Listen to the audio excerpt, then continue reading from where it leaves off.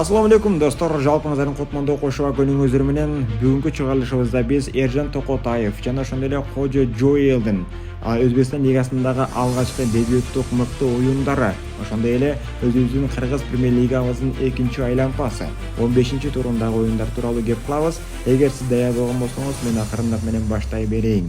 Албастыр. Алгачкы кеп албетте мына ошол Өзбекстан лигасында өткөн биздин эки мыкты жигитибиз тууралуу болсун. Тагыраагы Кожо Жоэл жана ошондой эле Эржан Токотаев. Иретиме айтарым болсок, алгачкы оюнда алгачкы дебюттук оюнун Нефчи сабында Кожо Жоэл өткөздү. Ооба, Нефчи кече күнү Нефчи Фергана командасы Буньяткарды өзүнүн үйүндө кабылдады жана Тилекке каршы бул оюнда Нефчи командасы 1-2 эсебинде жеңилип калды. Бирок ошол жалгыз голго дагы Кожо Жоэл өзүнүн санын кошо алды.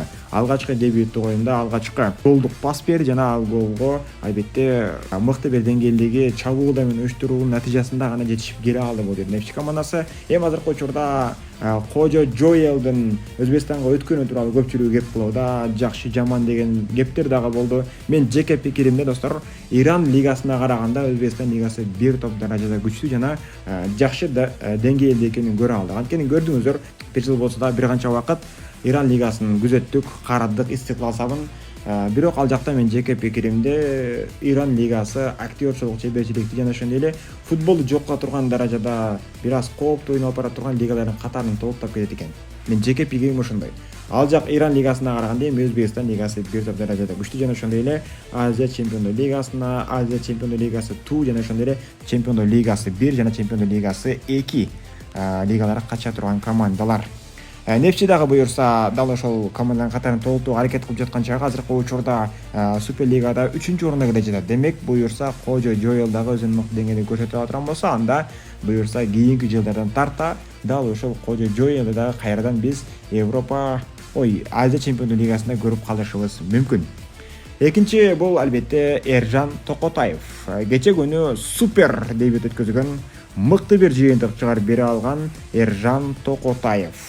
Спайдерджан дегендей эле бүгүнкү күндө Андижан клубу мыкты деңгээлде тосуп алды. Эржан Токотаев жана ошондой эле өзүнүн сабына алгачкы дебюттук оюн чыгышына дагы макул болушту. Ал эми бул ишенимди албетте мыкты деңгээлде өзүн көрсөтө алды десек дагы туура болот. Эржан Токотаев алгачкы дебюттук бетеште 5 сейв чыгартты. Кокан 1912 командасы албетте эми Суперлигада бир аз төмөн жакта келе жаткан команда, бирок бул командадагы мыкты деңгээлде экендигин айтып өтөлү. Суперлига жогорку лигага албетте жөнөкөй команда чыкпайт, бардыгы күчтүү. Демек, бул команда дагы өзүнүн мыкты деңгээлдеги оюндарын тартуулап берди. Ал эми Эржан Токотаев алардан дагы мыкты деңгээлде, алардан дагы көркөмдүү, алардан дагы шедевралдуу сейвтерди жаратты десек туура болот. Биринчи бөлүмдө бир сейв жана экинчи бөлүмдө эң кооптуу деген сейвтерин алып чыга алды. Дагы күйөрмандардын купуна толо турган оюн тартуулап жалпы күйөрмандарды ыраазы кыла алды. Алгачкы дебюттук оюну ушундай мыкты деңгээлде жыйынтыкталды. Эми кээ бир күйөрмандар айтышууда, Эржан Токотаев азыркы учурда топ 5 лига ойногонго таптыктуу дарбазачы, Европага кетиш керек болчу, ал жака кетиш керек болчу. Бул нерсеге жалпыбыз кошулабыз жана үмүт кылабыз, буюрса кетет деп. Бирок ага чейинки нерселер бар да. Биринчиден жазмыш деген нерсе бар. Жазмыштан качмыш жок. Эми экинчиден албетте балким изилдөөчү инсандар жакшы изилдеп иштебей жаткандыр. Же болбосо буюрса эми мындан ары жаңы кадамдар ташталып кететтир. Биздин планыбызга караганда жараткандын планы жакшыраак дейт го. Андыктан буюрса Эржан Токотаев мындан ары дал ушул Андижан клубу себепчи болуп балким топ даражадагы клубтарга өтүп кетиши мүмкүн. Анткени билесиздер, Андижан клубу өткөндө 2024-жылы Өзбекстан кубогун жеңип алды. Натыйжада буюрса эми Азия чемпиондор лигасы 2 тагыраагы орто даражадагы лигага катыша алат.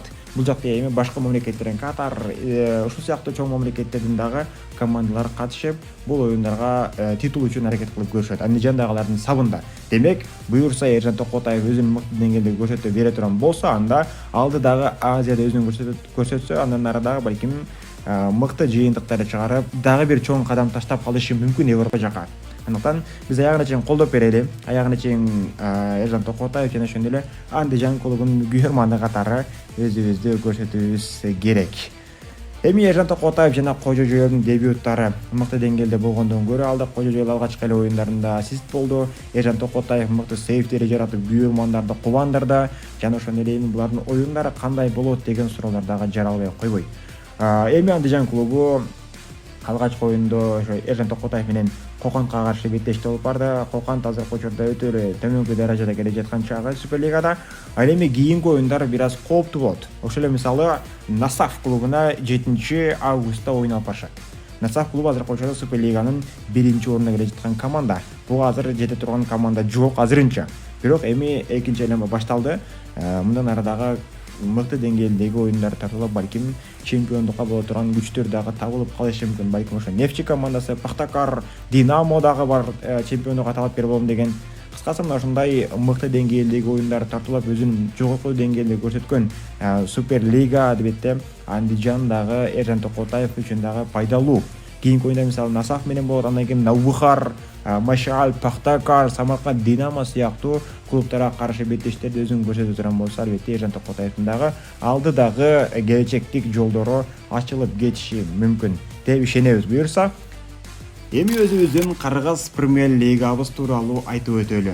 Анткени АПЛдегидей атмосфераны тартуулап келе жаткан КПЛдагы чемпиондукка болгон кадамдар, чемпиондукка болгон каалоолор күч алууда. Тагыраагы Мурас Юнайтед, Алай, Дордой, Абдышата бар сыңарындай топ даражадагы командалар мыкты деңгээлдеги оюндар тартуулап, күйөрмандардын кулпуна толо турган дагы эң мыкты матчтарды көргөзүүдө. Андыктан дал ошол Кыргыз премьер-лигабыздын 15-турундагы тагыраагы экинчи айланмадагы алгачкы тур боюнча кеп калалы. Алгачкы оюнду албетте Өзгөн менен Талант командасы баштап берди. Бул оюнда 2-0 эсебинде Өзгөн клубу жеңишти камсыздап, өзүнүн мыкты деңгээлдеги даражасын көрсөтүүдө. Деги эле Өзгөн клубу бул дебюттук сезон болгонуна карабастан өзүнүн мыкты жактан көргөзүп, күйөрмандардын кулпуна толуп, азыркы учурда оюндардын жыйынтыгы менен 7-ордунда келе жаткан чагы. Эске сала турган болсок, акыркы жолу ошол апрелден тарта өзүнүн мыкты жагын көргөзүп келе жаткан Өзгөн клубу Дордой менен апрель айында тең чыккан болчу. Андан кийин Нефчи Кочкар Ата менен 3-3 эсебинде тең чыккан.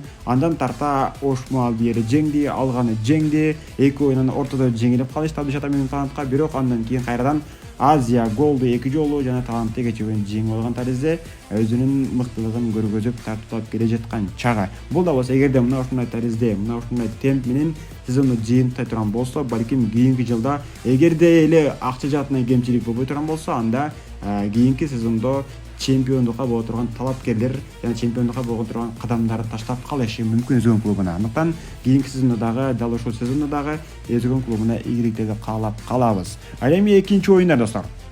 Экинчи оюнда Абдышата командасы Кыргыз алтынды көп салды.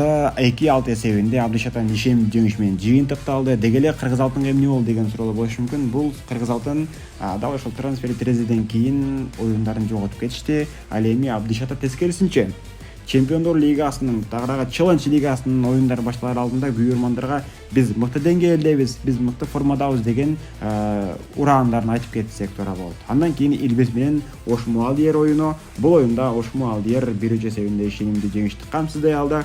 Деги эле мына ушул Ошмо Алдиер тууралуу кеп калганда Ричард Ромариону тапсак болбос. Анткени Ричард Ромарио азыркы учурда Кыргыз премьер-лигабыздын негизги көрүнүктүү бомбардири. Алгачкы сезон болгонуна карабастан бул оюнчу азыркы учурда Кыргыз премьер-лигабызда бомбардирлердин сап башына келе жаткан чагы.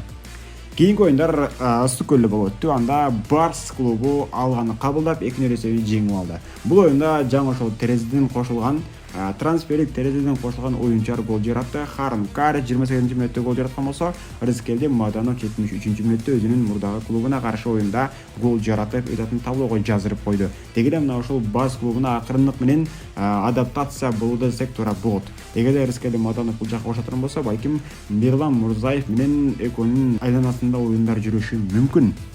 Эми карап көрөбүз, эми байкайбыз. Анткени Милан Эшенов кандай жыйынттар чыгарат, кандай чечимдер чыгарат, аны буюрса алдыңкы оюндарды дагы көрүп калышыбыз мүмкүн. Кезектеги оюндар Жалал Абад дербиси. Мурас Юнайтед Нефчи Кочкор Ата оюндарында Мурас Юнайтед ишенимдүү 4-1 эсебинде жеңип алды. Албетте бул оюнда көргөнүңүздөй эле коргоочулардан жана ошондой эле дарбазачыдан кемчиликтер кетти, бирок бул нерсе аларды актанууга себепчи болбойт. Бул жерде эми Мурас Юнайтед толук кандуу Абдышата сыңарындай эле Челлендж лигасында Бангладеш клубуна каршы беттеш алдынан өзүнүн даярдыктарын күйөрмандарга көрсөтүүдө. Болгону күйөрмандардын ишеними жана ошондой эле колдоосу керек. Мурас Юнайтед буюрса алдагы оюндардагы ийгиликтүү оюндар жарат деп ишенебиз. Бирок азыркы учурда эми КПЛде лидер болуп келе жаткан чагы, бирок ортодо айырмачылык болгондо 2 упай түзүп жаткан чагы, ошол себептен анчалык көп таштап койбош керек оюндарды. Эртең мисалы Абдыш ата менен Мурас Юнайтеддин Челлендж лигасындагы оюндардагы булардын бир канча шайын алып коюшу мүмкүн. Андыктан ал жакты дагы КПЛдагы тең тараша алып кетиш үчүн толук кандуу күч кубат бул эки командага керек болот. Жана бул нерселерди алар саптайт деген ишенимдебиз. Бишкек Сити менен Азия Гол ортосундагы беттеште голдор шоу тартууланды. Анда 2-3 эсебинде Азия Гол жеңишти камсыздап кетти. 5-мүнөттө Мырзахматов гол жаратты. Андан кийин Жакубалиев жана Артыкбаевдин 69-мүнөттө киргизген голу 1 гол артыкчылыгы менен Азия Голго жеңишти тартуулап берди. Деги эле Азия Гол азыркы учурда жакшы оюндарын тартуулап келип жатат десек туура болот. Мисалы акыркы оюнда 5 оюнда Азия Гол Алайды 2-1 эсебинде жеңген, кийин кайра Бишкек Ситини жеңди. Ортодо кайрадан Билекке каршы өзгөнгө 2 жолу жеңилип калган болчу. Эми кайрадан 15-тур алкагында Бишкек Ситини жеңип, өзүнүн мыкты сезондорун тартуулап келе жаткан чагы. Башта десек дагы туура болчудай. Ал эми бул турдун жыйынтыктоочу оюну албетте Элдик Дерби, Эл Классико, Дордой Алай оюну. Бул оюн чындыгында мыкты деңгээлдеги оюндар тартуулап берди. Оюнчулар дагы жана ошондой командалар дагы туруктуу оюндарын алып барып жаткандыгын дагы көрүп турабыз. Албетте Алай акыркы оюндарда ылдыйга түшүп кеткенине карабастан, акырындык менен кайрадан өзүнүн нугуна, өзүнүн даражасына көтөрүлүп жаткан чагы. Дордой клубу өткөндө кубокто Алайды жеңип алган болчу. Анда бирок бул оюндарда Алай клубу дагы конокто болгондо карабастан толук кандуу оюндарды тартуулап бере алды. Дордой Лобовдун 22-мүнөттөгү голу менен алдыга чыккан болчу, бирок биринчи бөлүм бүтөөрүнө бир канча мүнөттөр калганда Зинкевич кайрадан Алайдын голун жаратып эсеп сандарын теңеп койду. Натыйжада эсеп сандары 1-1 менен бул оюндагы, бул турдагы кызыктуу деңгээлде жыйынтыкталды. Азыркы учурда толук кандуу Кыргыз премьер-лигасында 15 турдун жыйынтыгы менен Мурас Юнайтед 35 упай топтоп биринчи орунга келе жаткан болсо, экинчи орунда Барс Ысык Көл командасы 33 упай менен экинчи орунга келе жаткан чагы. Үчүнчү орунда Дордой менен Алай клубу толук кандуу 32 упайдан топтой алышкан. Ал эми Абдыш ата 29 упай менен топ 5-тикти жыйынтыктап берди. Эми көрөбүз, кайсыл клуб, кайсыл команда чемпион болот, аны алдыңкы убактардан байкап көрө алабыз. Ал эми Мурас Юнайтедке бир аз да болсо кыйын болуп калышы мүмкүн. Биринчиден Кыргыз премьер-лигасынын толук кандуу лидерге айланып кетиши керек. Экинчиси Челлендж лигасындагы мыкты дәрежедеги оюндар тартуулап бериши керек жана ошондой эле эртең жакында боло турган Кыргыз Республикасынын кубогунун финалында Дордойго каршы беттеши бар. Чындыгында кайсыл клуб негизинен мына ушул Кыргыз премьер-лигасынын чемпион болот? Өз оюңуздарды комментарийден күтүп калабыз достор.